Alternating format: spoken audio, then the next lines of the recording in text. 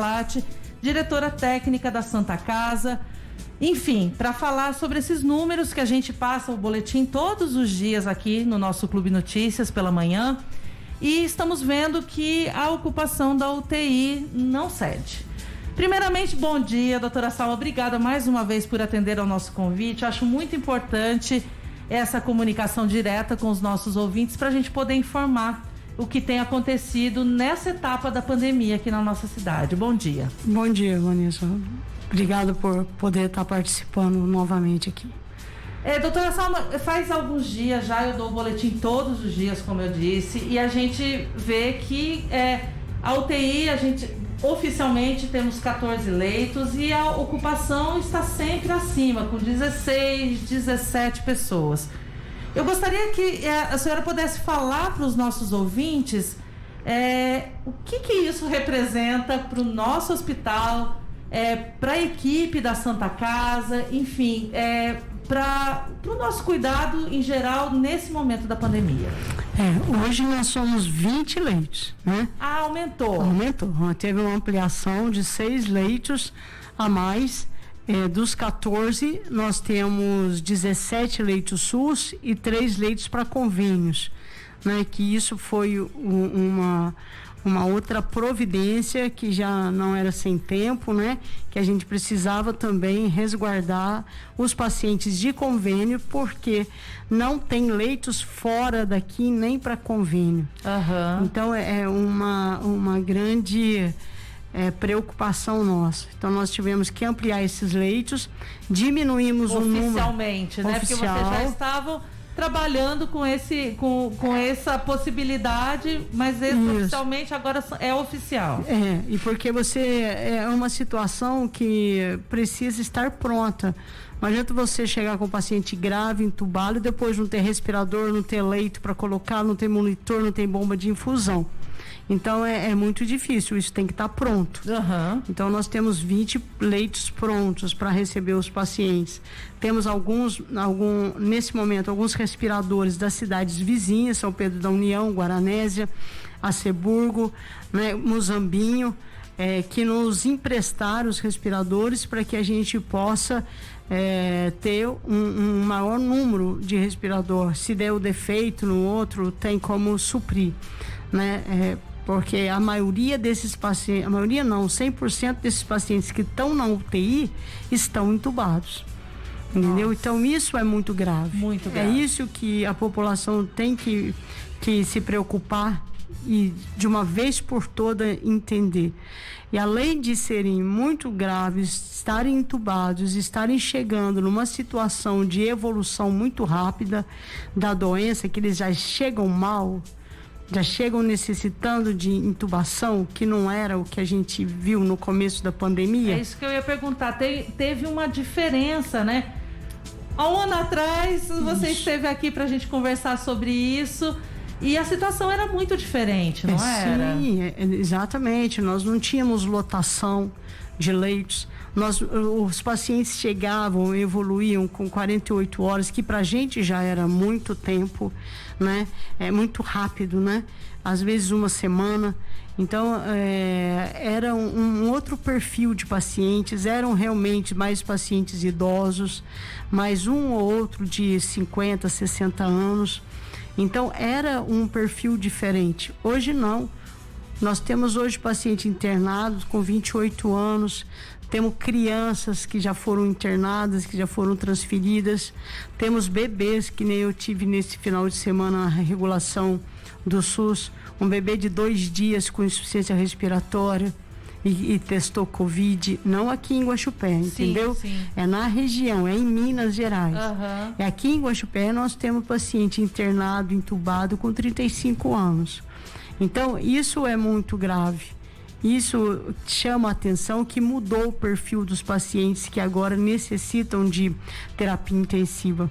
Ontem nós perdemos um paciente em menos de 2 horas de internação que já chegou gravíssimo e foi pro tubo, foi pro respirador, 50 anos.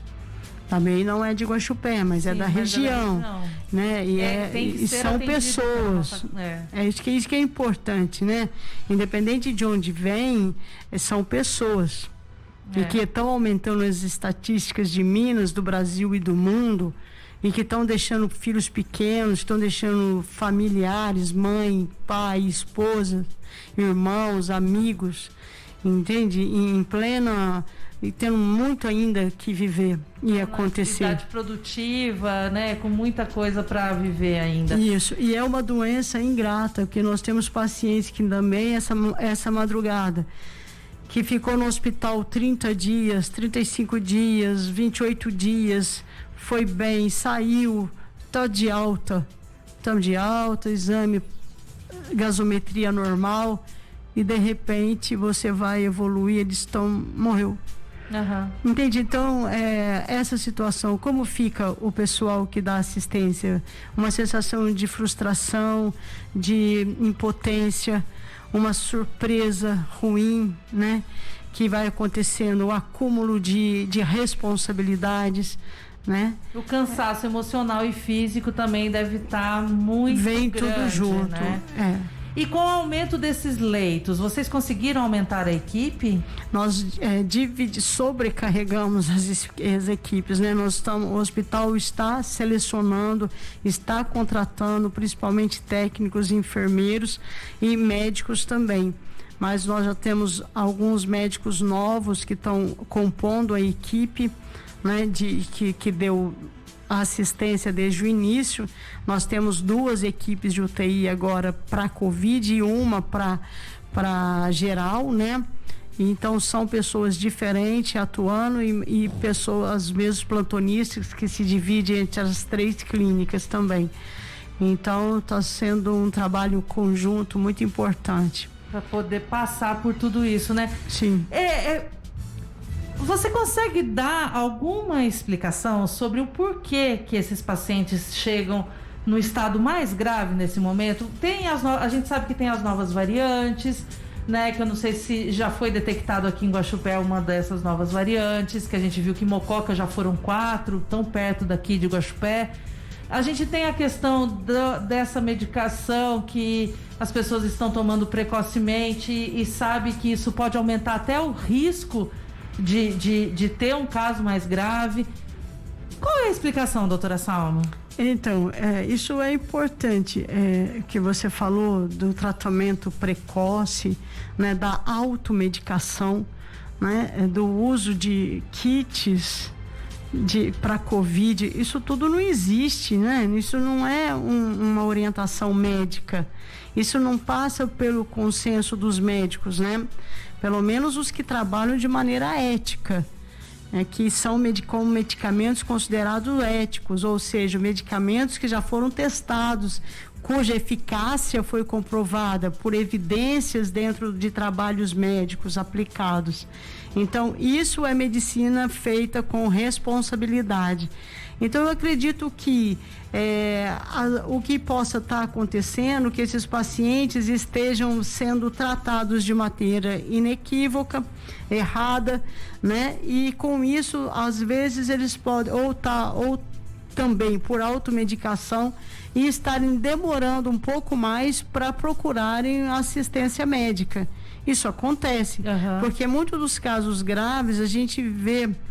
Eu estou te falando de maneira retrospectiva, dentro daquilo que eu vivo e vivi nesse 1 ano todo de observação da evolução da doença, que os casos evoluem com a gravidade em 48 horas, às vezes com 1 semana.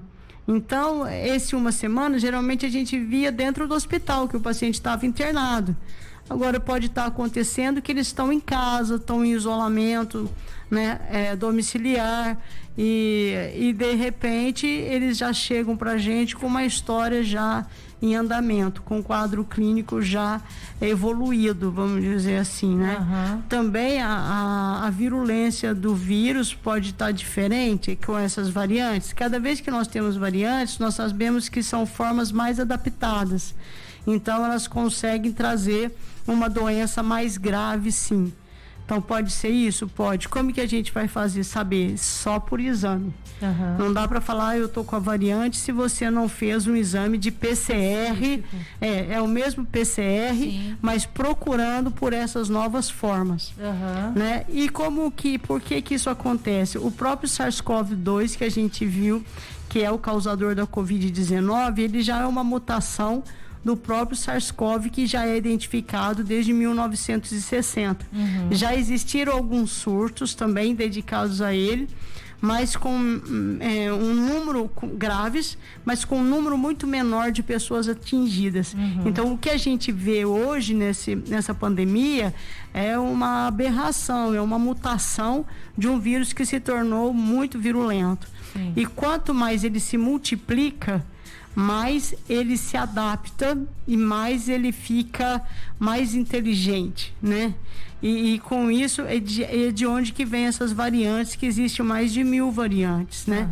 Mas em cada local é um tipo que prevalece. Sim. Você só faz esse diagnóstico com o exame do PCR.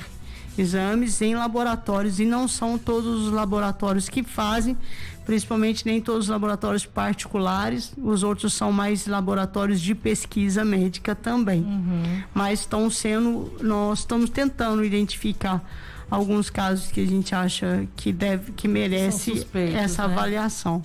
E o Brasil acabou se tornando, a gente vê pelos noticiários, uma ameaça mundial por conta do descontrole, né, que a gente está passando. Eu acho que o brasileiro às vezes é muito birrento, ele não aceita uma ordem de uma tão simples que é fique em casa, saia somente para o necessário. Essa condução, eu sei que você tem uma visão política ampla, né? A gente vê, por exemplo, o novo ministro da Saúde reforçando a história da máscara, do isolamento. O presidente vem e fala que não, que tem que voltar a trabalhar para poder movimentar a economia. Como é que fica a população, na sua visão, enquanto cidadã, né, crítica que é, Salma? Como é que fica a visão do cidadão em relação a isso? A essa confusão toda? Então, o meu olhar é de muita tristeza, né, sobre tudo isso, porque o Brasil, que era considerado um dos países tão bom para se viver, né, um exemplo de país, e passar por essa... Até mesmo na vacinação, né? O Brasil sempre foi um exemplo, né? Exatamente. Fazíamos todas as metas, cumpríamos todas as metas de vacinação, e de repente uma orientação que veio lá de cima, que eu posso falar já que para mim não é nenhuma novidade, pelo currículo da pessoa, né, que nos governa a nível federal, porque a gente via a trajetória dele, o pensamento, e a nossa grande preocupação sempre foi do retrocesso de ideias, de comportamento, daquilo, de tudo de progresso que a gente tinha conseguido em termos de várias posições mesmo, de direitos humanos, né, de reconhecimento das mulheres, né, de tudo, um grande progresso na nossa vida diária, que a gente sabia que ia retroceder. Né? Infelizmente, agora, em termos de saúde, um governante que não respeita a opinião de técnicos, que busca saber mais que os médicos, mais que os próprios ministros que ele indica para comandar nesse momento, para ter um trabalho que seja homogêneo, muito próximo disso, ou seja, igual em todas as regiões do Brasil, porque o Brasil é um país continental com várias, muita diversificação, muito diferente, regiões muito diferentes, de clima, de população, de tudo, né? De tudo que a gente pensar, de caracteres, de cultura. Então você precisa ter uma pessoa forte que agrega, que segura, que organiza, que dê o exemplo bom que nós precisamos vacinar, que a vacina é eficaz. O único tratamento preventivo é a vacina. A prevenção e para as formas graves, e que a vacina por si só não impede de você estar contaminado. Iria sim diminuir o número da gravidade dos casos, mas infelizmente nem é isso que nós estamos vendo. Nós estamos vendo os pacientes vacinados evoluindo também com as formas graves da doença, né? Que é aí que entra também a sugestão das variantes. Então nós precisamos ter um governo de pulso, mas que leve a sua população para o bom caminho, com os bons exemplos. Porque às vezes você não adianta ficar um discurso bacana, você tem que dar o exemplo de ação. E infelizmente não é isso que nós vemos a nível de governo federal. E de governo municipal, governo de Minas, estadual. No início, eu acredito que ele estava seguindo meio os passos do federal. E a gente perdeu a oportunidade de estarmos muito melhores, preparados e vacinados também. Eu não entendo, sinceramente, quando se trata de perdas de vidas, que se perde quase em milhares. 4.000 vidas ontem, né? Exato, centenas por dia, né? Então, é assim, como que não existe uma maneira de você brecar uma pessoa dessa? Parar. Entendeu? E de falar assim, o senhor senta aí, mas na cadeira fica aí, mas não dê palpite nessa questão que não é sua. Entendeu? Então, isso é muito importante.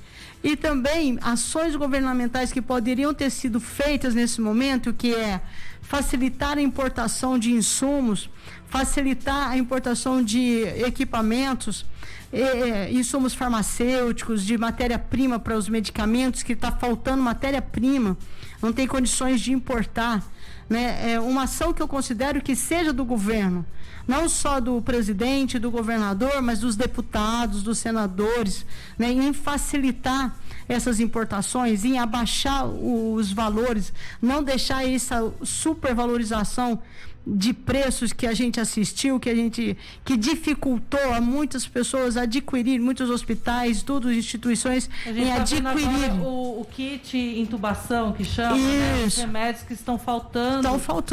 Estão faltando.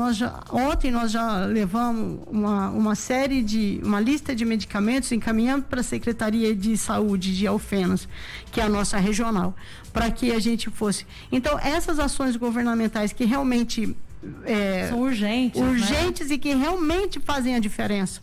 Você vê que existe, sim, uma falta de organização nesse sentido. E principalmente de vacinação, né? É isso aí. Salma, enfim, muito obrigada mais uma vez por estar aqui. Eu acho que a gente tem que raciocinar. Minas Gerais estendeu aí a onda roxa aqui na nossa região até o dia 11 de abril, né? Foi. A gente teve a notícia de que tem mais só 3 dias de kit intubação aqui no nosso estado. As notícias não são muito boas. Não. Então, o que você pode falar para quem está nos ouvindo? Antes, só que uma dúvida de uma ouvinte, ela gostaria de saber se é verdade que tem muitos profissionais de saúde internados nesse momento. Não. Felizmente, não nesse tem momento, muitos, não. Nós temos uma enfermeira, uma técnica de enfermagem do nosso hospital que, infelizmente, está internada, sim, na UTI. Tá certo? O estado dela é regular, mas está assim internada. Isso, e não tem como vocês não se contaminarem, né? Não tem. Não, ela não se contaminou no hospital. Olha só. A família está contaminada. Então, um dos filhos se contaminou no trabalho. Não foi dentro da Santa Casa. Eu falo que um dos lugares mais seguros hoje, em termos de profissionais, é a Santa Casa, que trabalha com toda a segurança, com os EPIs, que tem um sistema de limpeza muito grande, que todo mundo muito rígido. E as pessoas procuram usar de todas as técnicas para se protegerem, sem dúvida. Então, não tem outro meio. Pode ser chato, pode ser o que for. Todo mundo cansado, né? Mas a melhor medida é usar máscaras, evitar aglomerações. Sair quando não for necessário, Exatamente. Né? Evitar de sair só para o que é realmente essencial. Manter o isolamento domiciliar dos casos positivos. Manter o isolamento durante o período preconizado pelos médicos, que são 14 dias. Manter o distanciamento social. Mesmo naquelas atividades essenciais, você mantenha os 2 metros nas filas, nos bares, pelo amor de Deus, não. Nos bares, não. Eu quis dizer, nos supermercados, nas farmácias, no banco, que seja. Mantenha a distância, no mínimo 1,5 metro, 2 metros. É isso que a gente tem que ver. Higienize as mãos antes de alimentação, use o álcool e vamos dessa maneira evitar, porque se você não transmite o vírus, ele não se multiplica, ele não se replica e ele morre. Ele vai sumindo, ele se torna escasso.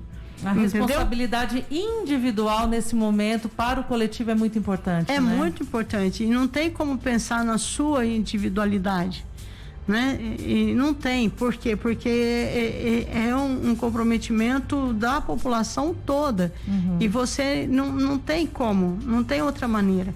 E nós temos que deixar que esse vírus, nós temos que ser mais inteligentes que o vírus. Sim. Isso é uma guerra, nós estamos na frente dessa batalha. E é a nossa responsabilidade. Se tem tantas pessoas assim, é que o vírus está se multiplicando, e ele só se multiplica porque ele está sendo transmitido. Uma dúvida da Maria Terezinha: quem toma anticoagulante tem problema de tomar a vacina? Não tem problema nenhum. Maria Terezinha, pode tomar sossegada, viu? Quem toma anticoagulante não tem nenhuma recomendação contra. Doutora Salma, muito obrigada. Eu sei que eu já tomei o tempo demais, mas esse momento aqui pra gente é muito importante. Muito obrigada mais uma vez por atender o nosso convite. Eu que agradeço. Até a próxima. E, se Deus quiser, com notícias boas, né, doutora Salma? Com certeza, com certeza. Gente, fica aqui com a gente no nosso Manhã na Clube.